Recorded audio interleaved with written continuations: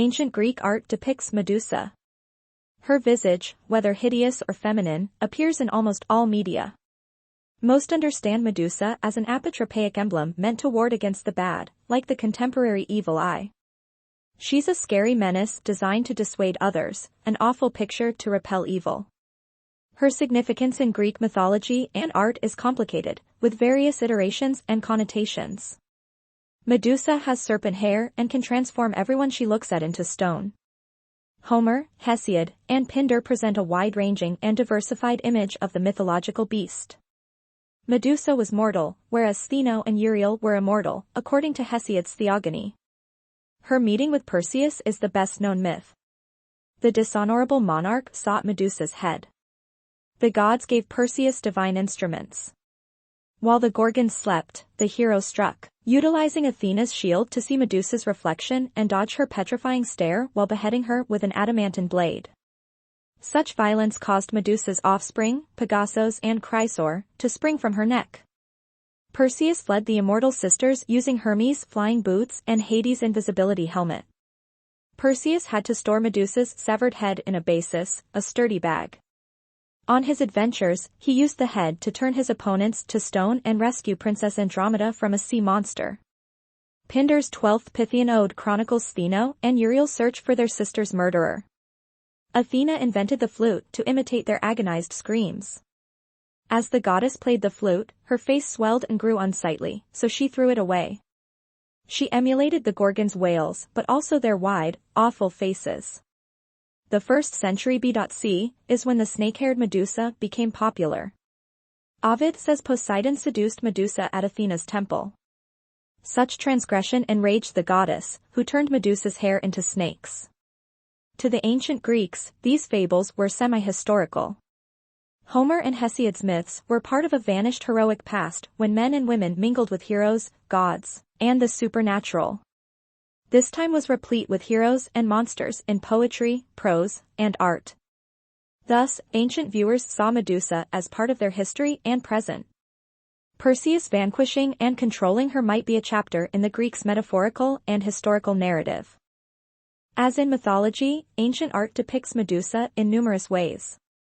Her look varies with time, but her remarkable frontality remains constant. In Greek art, it's unusual for a figure to face straight out, yet Medusa does so in practically every depiction. Gorgonian refers to Medusa's head and face, a popular theme. It occurs in architecture, vase painting, and metallurgy as a sign of her might. Archaic temples were decorated with Gorgonian, ca. 700 to 480 BC. Temple ca. 540 BC, in Selinunte, Sicily, with 2 gigantic Gorgonia on its east and west pediments. Medusa's face adorned lesser architectural pieces. In Sicily, southern Italy, and mainland Greece, temples were embellished with Gorgonia-bearing antefixes, terracotta roof tile coverings. Medusa has a round face, big eyes, a beard, and a gaping mouth with an extended tongue and sharp fangs. Medusa remains a common figure in subsequent architectural components, although she is now feminine.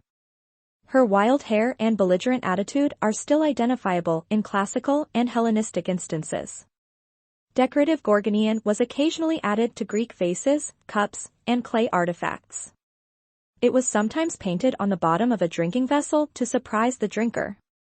Pieces from the 7th and 6th century BC are ornamented with Gorgonia that cover the full surface, like modern antefixes. The round form of several of this pottery is ideal for depicting the archaic Gorgon's rotund face, which combines feminine and masculine traits, beard. The Hellenistic period maintained the use of Medusa's visage on pottery, ca. 323 to 31 BC. She's the centerpiece of several vases and a recurring theme. Late 4th and 3rd century BC, Gorgons progress from ugly to feminine but maintain their frontal quality. 5th century BC, art emphasized perfect form. Medusa, while being a monster, was not spared from this new classical style.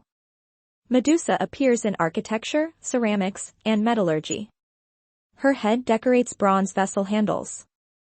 Her round form and protective properties make her ideal for earrings, pendants, and rings. Armor features the Gorgon. Zeus' Aegis bears her head in the Iliad. Hesiod's Shield of Heracles depicts Perseus and the Gorgons. The Gorgonian is often shown on Athena's aegis. Medusa's head is on the goddess' breast in vase painting and sculpture. The gold and ivory Athena Parthenos sculpture in the Parthenon has two Gorgonia, one on her aegis and one on her shield. The Gorgon's visage also adorned Greek warriors' helmets, shields, and greaves. Medusa's appearance on armor suggests she protected the wearer from attackers.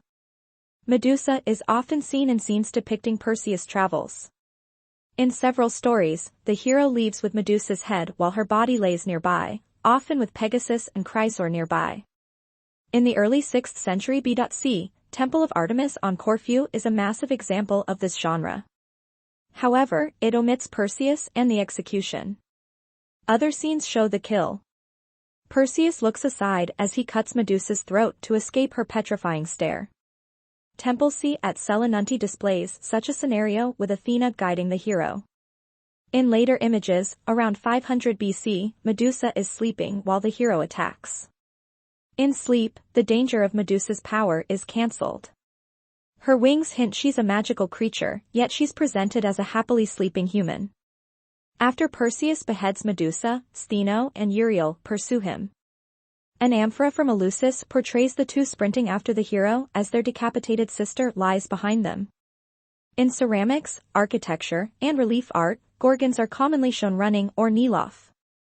Even as Medusa's visage evolves from hideous to beautiful, her southernness persists. Gorgons are portrayed in Greek mythology as strange, horrible entities to be feared and defeated. In archaic images, the Gorgon appears masculine and female, human and beast. In 6th century BC, antefixes, bronze handles, and vase embellishments portray a terrifying, unique beast. Classical and Hellenistic representations of Medusa are more human, although she has magical wings and snakes. Later representations lose the Gorgon's gaping mouth, sharp fangs, and beard, but they retain her piercing stare. Medusa's energy was alive and present in ancient spectators' thoughts and memories. Her presence and qualities are alien, scary, and powerful. In the Odyssey, her head was in Hades to scare away the living. Her visage and glance could turn men to stone, according to the Perseus myth. Pindar says the Gorgon's shrieks were terrible. Perseus and Athena had to contain hostile troops. Ancient Greek painters depicted the Gorgon in various times and mediums.